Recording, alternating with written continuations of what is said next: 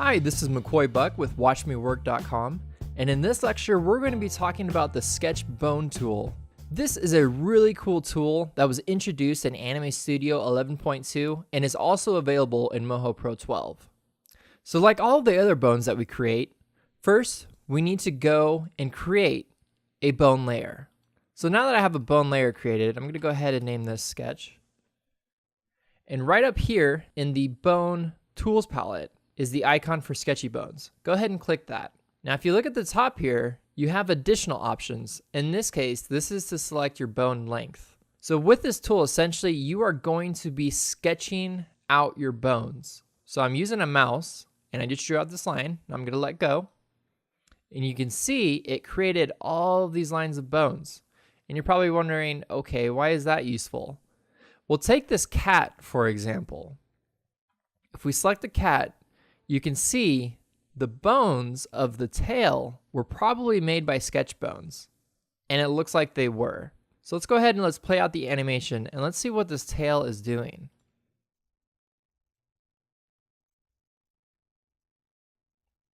So as you can probably imagine, if you were to take an animation such as this and animate a tail, and once you get into the animation portion, you'll know that with lots of bones, it can sometimes be pretty tedious.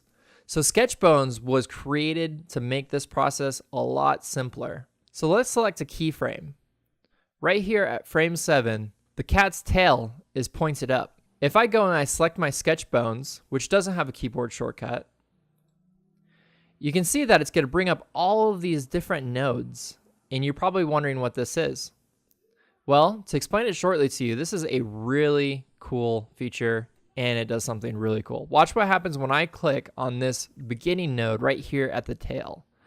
As soon as I click on that node and I drag out, you can see that there's a line being created. And this line is actually representing the bones of that tail. Watch what happens when I let go. Did you see that the tail moved? Let's do it in a more drastic way.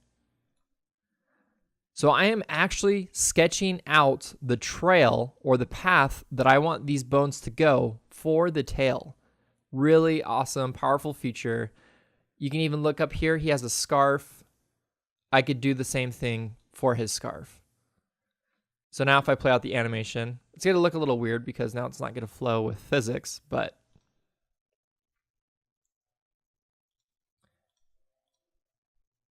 as you can see there, his tail